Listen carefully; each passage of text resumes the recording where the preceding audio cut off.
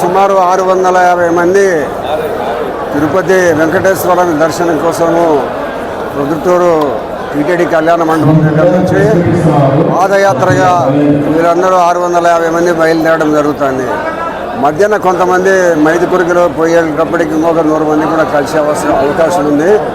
దాదాపు 750 మందిని పాదయాత్రలో నడిపించుకుంటూ అందరికీ సకాలంలో భోజన వసతి, టిఫిన్ వసతి, వండుకునేదానికి వసతులు, బాగా నడిచిపోయి అలసిపోయిన వాళ్ళందరికీ ఉడుకు నీళ్ళతో స్నానం చేసే వసతి, ఇవన్నీ ఇప్పటి 5వ దఫాగా దీనిని నిర్విఘ్నంగా కొనసాగిస్తున్న ఉప్పలపాటి నారాయణ రెడ్డి గారికి ఈ ఆర్థిక ఖర్చులని భరించుకొని ఆయన తిరుపతికి పిలుచుకొని పోయి ప్రతి ఒక్కరికి వచ్చిన వాళ్ళందరికీ పాదయాత్ర దర్శనం కల్పించడం జరుగుతూ ఉంది. కాబట్టి 2వ తేదీ ఉదయానికి వెళ్తా అలిపిరి దగ్గరికి చేరుకుంటారు. ఆ అలిపిరి దగ్గరికి చేరుకున్న తర్వాత మధ్యాహ్నం అక్కడ 10, 11, 12 గంటలకు భోంచేసి మరి నడక ద్వారా తిరుమలకు రాత్రికంతా అక్కడికి చేరుకుంటారు. 3వ తేదీన దేవుని దర్శనం చేసుకొని అందరూ ఎవరెంతకు వాళ్ళు తిరుగు ప్రయాణం అయ్యేదాంత వసతులు కల్పించడం జరిగింది. మరి ఇంత 5 దఫాలుగా నారాయణ రెడ్డి గారు మరి ఆయన ఆర్థిక పరిస్థితి మన ఎక్కువ తెలియదు, కానీ ఏదేమైనా కూడా నేను విచారించినాను. గతంలో పోయి వచ్చిన వాళ్ళందరికీ మంచి భోజనం పెట్టినాడు. పొద్దున భోజనము, మధ్యాహ్నం భోజనము, రాత్రికి భోజనంతో సహా సాయంత్రం స్నాక్స్ కూడా ఇచ్చినాడు. కాఫీలు ఇవన్నీ కూడా ఎక్కడ కూడా ఎవరికి ఏదో ఇబ్బంది లేకుండా మేమందరము మా వసతులు చూసినాడని నారాయణ రెడ్డి గారిని గురించి గతంలో తిరుపతి పాదయాత్ర సందర్భంగా పోయించిన వారందరూ చెప్పడం జరిగింది. మరి ఇంత కష్టాన్ని కోర్చుకొని ఆర్థికాన్ని ఖర్చు పెట్టుకుంటూ నారాయణ రెడ్డిని ఆర్థికంగా ఇబ్బంది పడిన ప్రజలకందరికీ నడిపించుకొని దేవుని దర్శనం కనీసం జీవితంలో ఒకసారైనా కల్పిస్తే బాగుంటుందని ఆయన మాకు మంచి మనసుతో ఈ యొక్క యాత్రకు పూనుకొని ఆర్థిక ఖర్చులు గురించుకొని ఈరోజు ఇక్కడ నుంచి పొద్దుటూరు నుంచి పాదయాత్ర పోవడం జరుగుతూ ఉంది. కాబట్టి వీళ్ళు నారాయణ రెడ్డిని మనం ప్రత్యేకంగా అభినందించాలి. ఎందుకంటే నారాయణ రెడ్డి కంటే చాలా ఆర్థికంగా బాగా ఉండబడిన వాళ్ళు ఉన్నారు.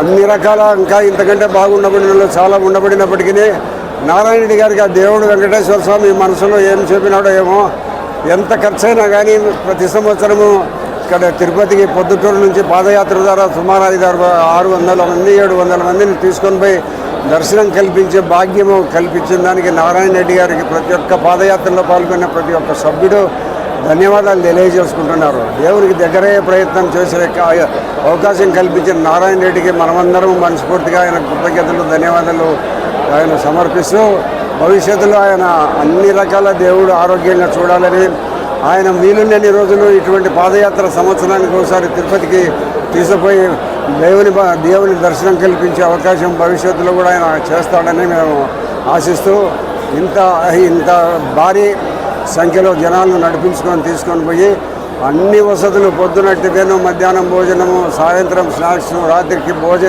మళ్ళీ భోజనం, ఇంకా అక్కడ పండుకునేదానికి వసతులు కల్పించడము, ఏదన్నా నడిచిన వాళ్ళు కష్టపడి నడిచి వచ్చినారు కదా అని ఉడుకు నీళ్ళ స్నానం కూడా చేయించే పరిస్థితిలో నారాయణ రెడ్డిని కష్టాలు కోర్చుకొని తీసుకొని పోయిన నారాయణ రెడ్డికి ఆ దేవుడు నిరంతరము ఆశీర్వాదాలు, కృతజ్ఞతలు, ధన్యవాదాలు తెలియజేయాలని ఆయనకు, ఆయన కుటుంబానికి మనస్ఫూర్తిగా ఆ దేవుని వెంకటేశ్వరరావుని ప్రార్థిస్తున్నాం.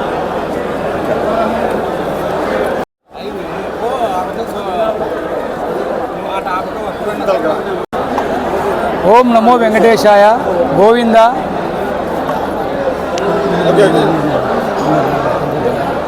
ఈరోజు పాదయాత్ర 5వసారి. ఈ పాదయాత్ర చేయడానికి దేవుని దయ వల్ల, మన పెద్దాయన దయ వలన పాదయాత్ర 5వసారి కొనసాగడం జరుగుతుంది. భక్తులందరూ రావడం మాకు ఎంతో ఆశ్చర్యంగా ఉంది. భక్తులు మేము పెట్టడం గొప్ప కాదు, భక్తులు రావడం మనకు చాలా గొప్పగా ఉంది. ప్రతి సంవత్సరము వాళ్ళకి కావాల్సిన వసతులు చూసుకొని ఈ రోజు నుంచి 2వ తేదీ అలిపిరి పాదాల దగ్గరికి చేరుతాము. పాదాల దగ్గర నుంచి ఆ రోజు పైకి పెట్ల ద్వారా వెళ్ళిపోయి 3వ తేదీకి పైకి కళ్యాణ మండపం దగ్గర వసతులు ఉన్నాయి. వాళ్ళు 2వ తేదీ నైట్ అక్కడ బస చేస్తారు, పైనే దేవస్థానం పైనే. తర్వాత 3వ తేదీ మన పెద్దాయన ఆధ్వర్యంలో అందరూ దర్శనాలు చూపించుకొని వాళ్ళ వసతుల ప్రకారం వాళ్ళ ప్రయాణం అక్కడి నుంచి ఇంటికి చేరుకుంటారు. కొండ నుంచి కిందికి దిగి వస్తారు. కావున ఈ అవకాశం నాకు కల్పించేందుకు ప్రతి ఒక్క భక్తులకు, మా పెద్దాయనకు ధన్యవాదాలు తెలియజేసుకుంటున్నాను. అందరికీ నమస్కారము.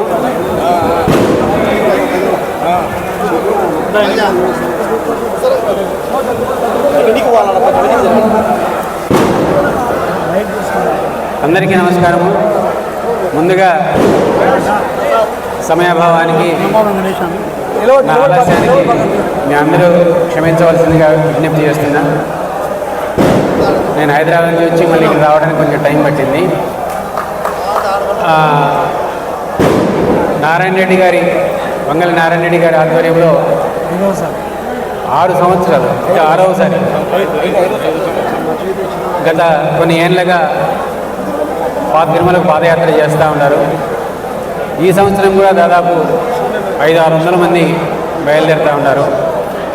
వీళ్ళందరికీ దారి పొడవునా అన్ని సౌకర్యాలు ఆయన ఏర్పాటు చేసినారు. ముందుగానే ఒక టీం పోయి ఎక్కడికక్కడ వీళ్ళకు భోజన వసతి, పడుకోవడానికి అన్ని వసతులు ఏర్పాటు చేసి భక్తులకు ఈ విధమైన సౌకర్యం కల్పించినందుకు నారాయణ గారికి, వారి బృందానికి కృతజ్ఞతలు తెలియజేసుకుంటూ, ఈ 50 మందికి దారి పోడున సంతోషంగా ఎట్లా ఏ ఇబ్బంది లేకుండా తిరుమల చేరుకునేంత వరకు అన్ని విధాలుగా భగవంతుడు సహకరించి వీరి భక్తి ప్రపత్తులను చాటుకొని భగవంతుని దర్శనం చేసుకునే దానికి అన్ని ఏర్పాట్లు జరగవలసిందిగా, ఆ విధంగా భగవంతుడు అన్నీ వీరికి సౌకర్యాలు కలుగజేయవలసిందిగా కోరుకుంటూ ఈ పాదయాత్ర దిగ్విజయంగా పూర్తి కావాలని, వీరి భక్తి ప్రపత్తులు చూసి 10 మంది కూడా సంఘంలో నేర్చుకొని భక్తి విధానాలతో ప్రజలు నడుచుకునేదానికి వీలుగా ఉండాలని